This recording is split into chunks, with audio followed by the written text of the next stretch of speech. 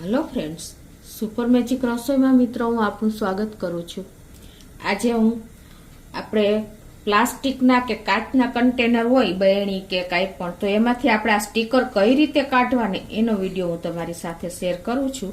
તો તમને ચોક્કસ આ વિડીયો ગમે તો લાઈક કરજો, શેર કરજો અને સબસ્ક્રાઇબ કરવાનું તો ભૂલતા જ નહીં। અને મિત્રો બાજુમાં રહેલું બેલ આઇકનને પણ પ્રેસ કરજો, જેથી કરીને લેટેસ્ટ વિડીયોની માહિતી તમને મળતી રહે। तो मित्रों जो आ रीते आपणे आ प्लास्टिकनी बरणी होय छे, पण आने आपणे स्टीकर काढवा होय तो आ रीते तो निकळता ज नथी, गमे एम आपणे ट्राय करीए ने तो आजे तमने इजी रस्तो बतावुं छुं के तमारे प्लास्टिकनी बरणीमां कई रीते स्टीकर काढवा नहीं।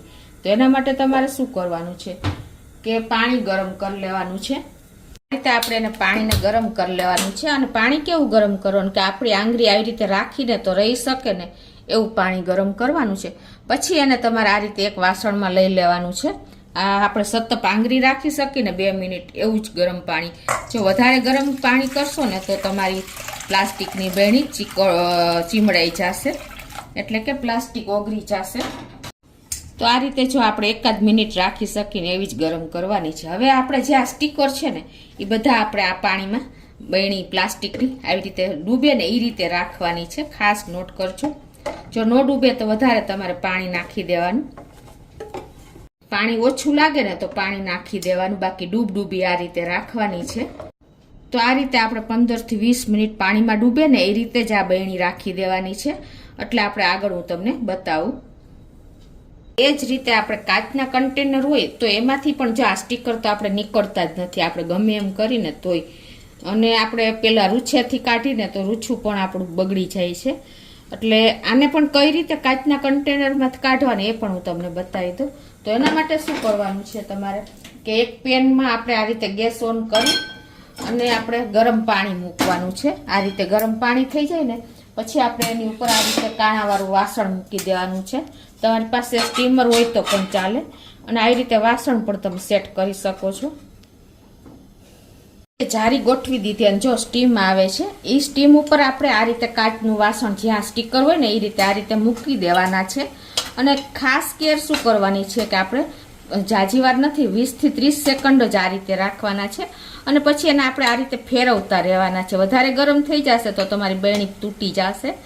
ખાસ આ રીતે તમારે 20 થી 30 સેકન્ડ જ રાખીને અને લઈ લેવાના છે।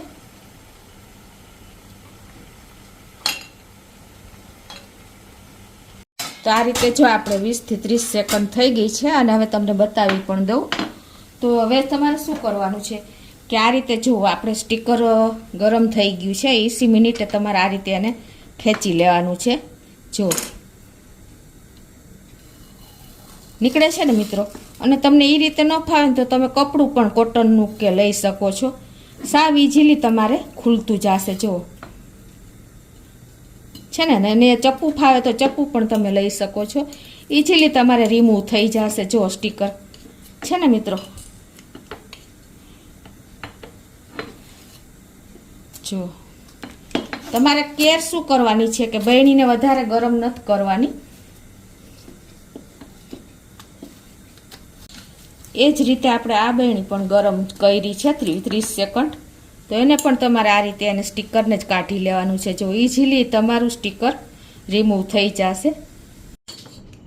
તો આ રીતે જો આપણે કાચની બરણીમાંથી સ્ટીકર દૂર કરી દીધા છે, પણ જો આ ગમ રહી જાય છે, આપણે તમને ખ્યાલ આવી જતો તો આ ગમને આપણે કઈ રીતે દૂર કરવાનો, આપણે રૂછું ઘસીને તો એકદમ ચીકણું થઈ જાય છે, પણ એનો પણ હું તમને આઈડિયા બતાવું। ગમને દૂર કરવા માટે આપણે કોઈ પણ ઓઇલ લઈ શકશો, સરસવનું કે કોઈ પણ, અને આ રીતે 1 ચમચી ઓઇલ લઈ અને એમાં આપણે 1 ચમચી બેકિંગ સોડા નાખી દેવાનો છે। અને હવે આ મિશ્રણને આપણે આ રીતે મિક્સ કરીને અને પછી આપણે જે ગમવાળી બરણી હોય ને એની માથે આ રીતે તમારે રાખી દેવાનું છે।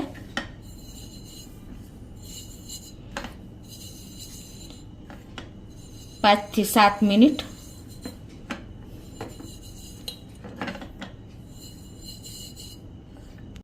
આ રીતે લગાવીને આપણે બધી બરણીને રાખી દેશું 5 થી 8 મિનિટ। તો આપણે જો આ પ્લાસ્ટિકની બોટલને પણ ડુબાડીને અને 15 થી 20 મિનિટ થઈ ગઈ છે અને ઇઝીલી જો સ્ટીકર ખુલતા જશે, કોઈ ટાઈમ જ નહીં લાગે. જો મિત્રો છે ને, તમારે કેર શું કરવાની છે કે વધારે પડતું આપણે ગરમ પાણી નથી રાખવાનું, સતપ થાય ને એટલું જ આપણે રાખવાનું છે. અમુક સ્ટીકર વધારે સ્ટ્રોંગ હોય છે એટલે થોડોક ટાઈમ લાગે. જો મિત્રો, હવે મેં તમને કીધું કે ગમ આ ન નીકળે તો એની માથે તમારે બેકિંગ સોડા અને આપણે તેલવાળું મિશ્રણ લગાવી દેવાનું છે. એ જ રીતે આપણે બીજું સ્ટીકર પણ ખોલી લઈએ. જો મિત્રો, એ તો ઇઝીલી ખુલી ગયું. મેં તમને કીધું કે અમુક સ્ટીકર વધારે સ્ટ્રોંગ હોય છે અને અમુક ઓછા હોય છે. જો આખું નીકળી ગયું.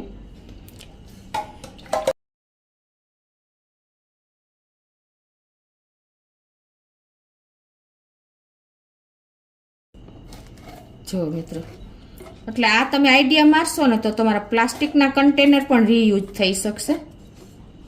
આ પ્લાસ્ટિકની બેરણીનો ગમ દૂર કરવા પણ આપણે આ રીતે તેલ અને બેકિંગ સોડાનું લિક્વિડ લગાવી દેવાનું અને એને પણ આ રીતે રાખી દેવાનું. તો 5 મિનિટ થઈ છે. જો આપણે આ કાચની બેરણી ઉપર જે લગાવ્યું હતું ને ઓઇલ અને આપણે બેકિંગ સોડા, તો હવે એને આપણે જોઈ લઈએ કે જુઓ, તમને બતાવી પણ દઉં. જો મિત્રો, એકદમ ગમ દૂર થઈ ગયું, તમને ખ્યાલ આવી જતો હશે. જો છે ને, જો છે ને, જો મિત્રો, દેખાય છે તમને ગમ ક્યાંય પણ?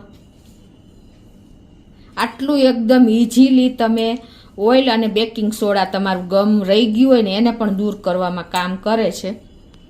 એ જ રીતે બીજી બેરણી પણ જો આપણે એકદમ ગમ દૂર થઈ ગયું છે મિત્રો, કોઈ ટાઈમ જ નથી લાગ્યો. જો છે ને, આ રીતે તમારે કોઈ મહેનત કર્યા વગર હવે આપણે પ્લાસ્ટિક કન્ટેનર પણ જોઈ લે. આને પણ આપણે ગમ દૂર કરવા માટે બેકિંગ સોડા અને ઓઇલ લગાવ્યું હતું. જો મિત્રો, તમને ખ્યાલ આવી જ જાય છે, ગમ ક્યાંય નહીં દેખાય. જો આટલું જો 2 થી 5 મિનિટમાં જ નીકળી ગયું છે મિત્રો, ટાઈમ પણ નથી લાગ્યો. તો હવે આને આપણે આ રીતે પાણીના નળે જ ધોઈ નાખવાની. તો આ રીતે આપણે એને હવે ધોઈ નાખવાની છે. મિત્રો, આપણું કન્ટેનર સ્ટીકર લગાવ્યું હોય એવું લાગે છે ક્યાંય 21 એંગલથી છે ને મિત્રો. જો આટલું નીટ એન્ડ ક્લીન તમારું રિઝલ્ટ મળશે. તો મિત્રો, જો આપણે બધી બેરણીને વોશ કરીને ધોઈ લીધી છે અને જો તમને ખ્યાલ પણ નહીં આવે કે આપણે આમાં સ્ટીકર હતા. આવે છે ખ્યાલ? જો એટલી સાઇન મારતી થઈ ગઈ છે બધી કન્ટેનર, કાચના કે પ્લાસ્ટિકનો પણ. જો છે ને મિત્રો, આવે છે ખ્યાલ? આપણે કેવા રિમૂવ થઈ ગયા છે સ્ટીકર આઈડિયા મારીને. તો તમે એક વખત ચોક્કસ આ રીતે ટ્રાય કરજો મિત્રો, અને તમે મને કોમેન્ટમાં જણાવજો કે તમને આ વિડીયો કેવો લાગ્યો. એકદમ ઇઝીલી તમારા સ્ટીકર દૂર થઈ જશે કાચ કે પ્લાસ્ટિકના કન્ટેનરમાંથી. તો તમને ચોક્કસ આ વિડીયો ગમશે. ગમે તો લાઈક કરજો, શેર કરજો અને સબસ્ક્રાઈબ કરવાનું તો ભૂલતા જ નહીં.